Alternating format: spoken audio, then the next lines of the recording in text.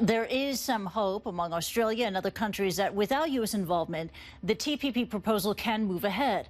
Let's bring in Stephen Ciobo. He is Australia's Minister for Trade, Tourism and Investment, and he joins us now live from New York. Sir, thank you so much for joining us here on CNN.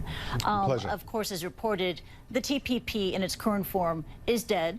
But is it true that you plan to create a parallel agreement with other TPP members and without the U.S.? Well, we have had discussions about a reformulated TPP. Let's call it a TPP 12-1. The minus one, of course, being the fact that the United States is now not going to be part of the TPP. The fact is that the gains that were achieved and agreed to under the TPP are so significant that there's a widespread view among many countries that are TPP members that we shouldn't let these gains slip through our fingers. And so we've been having some preliminary discussions about how we might be able to capture within a new reformulated TPP those gains, just less the United States. Absolutely. You don't want to get rid of any gains that were already negotiated over the years. But several countries, including Japan and Malaysia, they've signaled that a TPP deal has no meaning without the United States. So is a, as you put it, TPP 12-1 even possible? Well, this is a subject that we've discussed most recently at the World Economic Forum, and in fact we had an informal WTO ministerial meeting as well. I had the opportunity to talk with Japan, to speak with Canada, Mexico, conversations with Singapore, with New Zealand, with Malaysia, and there's a general consensus that there is gains there that need to be held on to. Now, ultimately, there's a lot of work that needs to be done. There's discussions that need to be had. Obviously, in the case of Canada and Mexico, they'll be watching what happens in terms of NAFTA, the North American Free Trade Agreement. So there's a number of moving parts to this, but I go back to that central point, which is that there's a lot of progress that was made under the TPP, which we don't want to let slip through our fingers. Yeah, but even if you do move forward, you know, with multiple players involved, but without the U.S., you know, any economic benefits would be significantly reduced, right?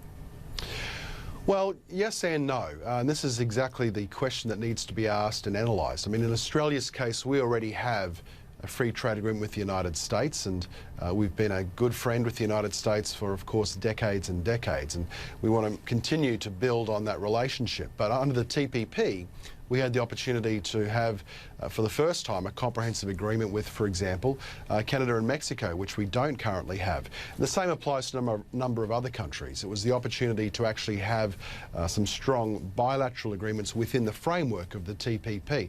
Plus, it was the fact that we saw under the TPP the application of standards like environmental standards, labour standards, those types of benefits which we don't want to lose.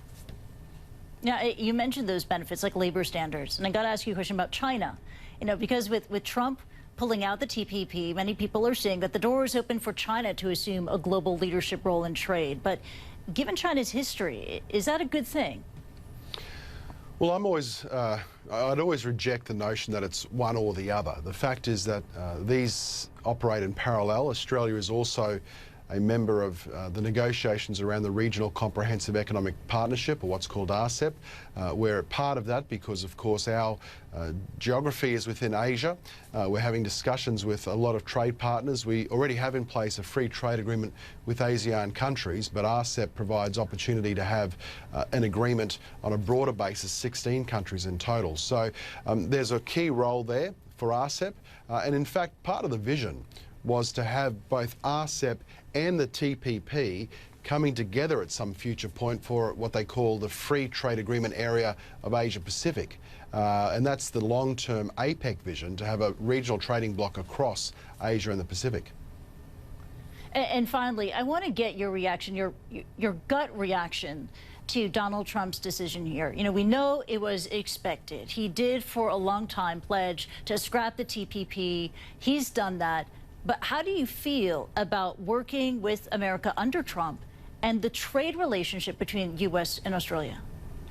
Look, Australia and the United States have been long friends for a long time. We're very close friends, allies, and we will continue to have a very solid and sound working relationship under the Trump administration, as indeed we had under the Obama administration. As far as I'm concerned, as Australia's Trade, Tourism and Investment Minister, we will go forward, and for me, in the case of pursuing Australia's national interest. Now, we'll pursue that national interest under multilateral, plurilateral as well as bilateral deals.